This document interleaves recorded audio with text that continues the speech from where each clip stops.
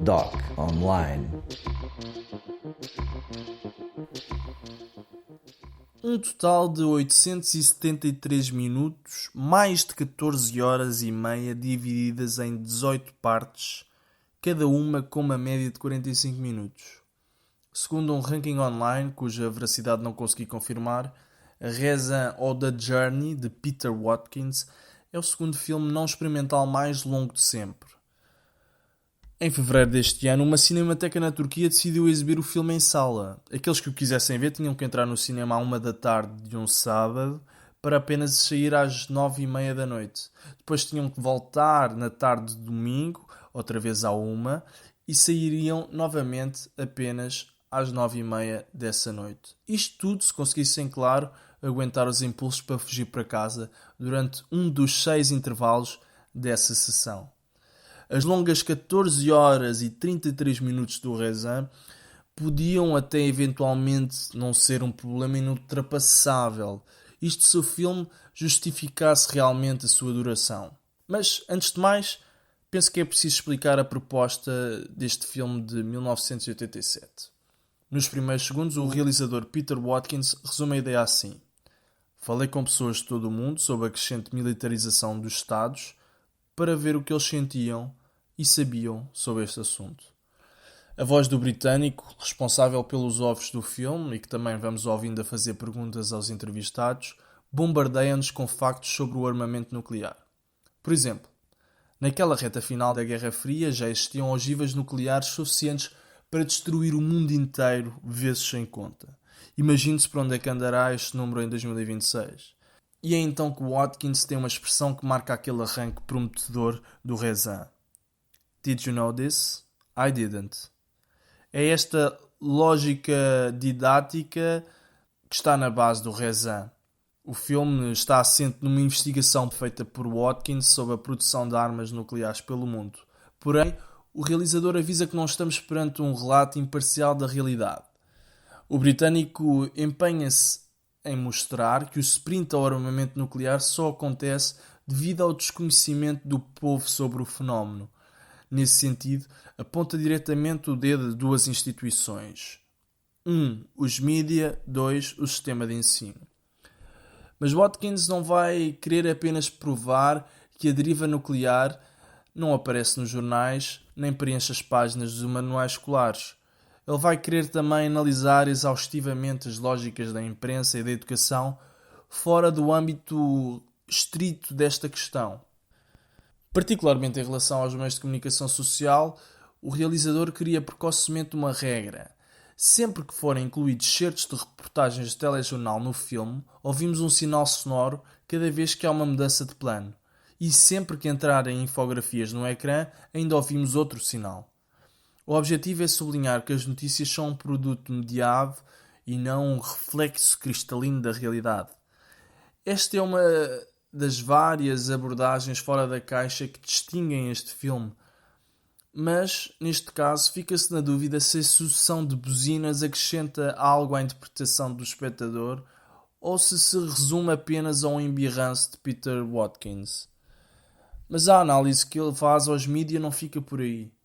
Watkins acompanha jornalistas e diretores de meios de comunicação social enquanto estes decidem como cobrir um evento político. Também fala com manifestantes que são constantemente ignorados pelos grandes meios de comunicação social e ainda analisa a cobertura de uma visita oficial do presidente Reagan ao Canadá. Se estiverem a perguntar-se, então mas isto não era sobre bombas nucleares? Sejam bem-vindos a bordo, porque isso significa que eu não estou sozinho neste barco. Além destas derivas, algo que também causa perplexidade é a tarefa megalómana a que o realizador se propõe.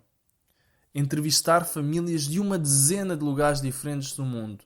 Moçambique, Rússia, Tahiti, Japão, México, França, Dinamarca, Escócia, Austrália e nos Estados Unidos, Seattle, Portland ou às portas de um qualquer laboratório nuclear norte-americano.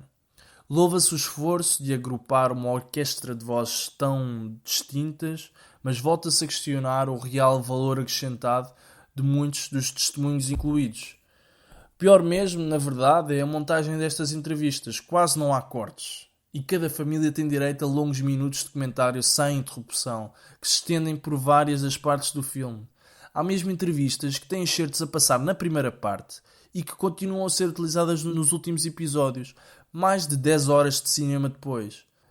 O objetivo, claro, será pôr-nos em contacto com o cidadão médio, que não é especialista num assunto, e mostrar-nos que o desconhecimento sobre a crescente militarização do mundo é gritante.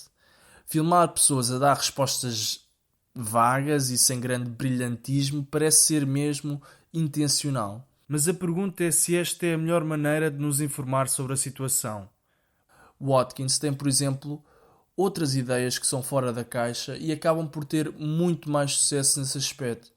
Por exemplo, confrontar as pessoas com imagens impressas num grande formato da destruição causada pelas bombas de Hiroshima e Nagasaki, ou ainda imagens da dimensão das instalações nucleares norte-americanas.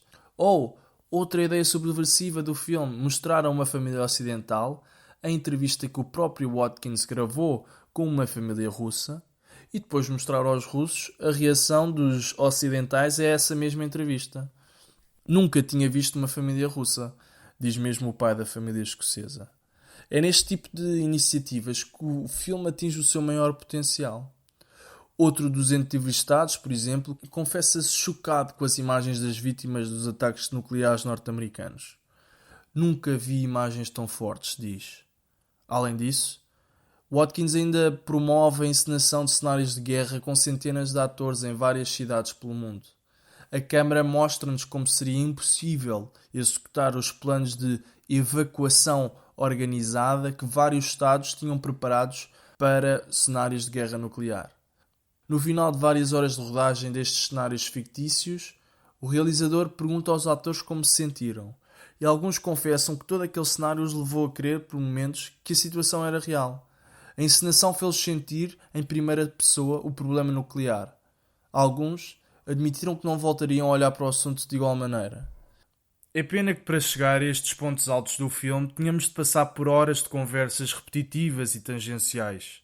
Ouvimos falar sobre os óbios de uma menina japonesa, a guerra no Afeganistão ou os crimes da Indonésia em Timor-Leste e na Papua Nova Guiné. Ou mesmo ainda sobre o racismo e a discriminação das mulheres na Argélia. Estas divagações não seriam um problema grande se o filme não demorasse quase 2 dias inteiros de trabalho. Porque, na verdade, eu aprecio este arroz de Peter Watkins. O filme acaba por ser uma demonstração da política a funcionar enquanto a arte do convencimento. O realizador passa estas horas todas a querer convencer-nos que a corrida ao armamento nuclear é o maior perigo existente para a nossa espécie e que é mesmo possível fazer diferente. Fica a dúvida se conseguiu passar a mensagem.